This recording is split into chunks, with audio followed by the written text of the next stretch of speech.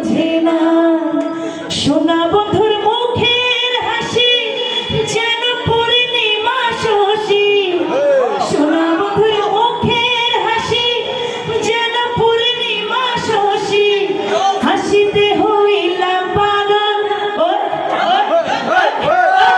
হাসিতে হইলাম পাগল ঘরে থাকতে দিলা না মনে তো মানে না।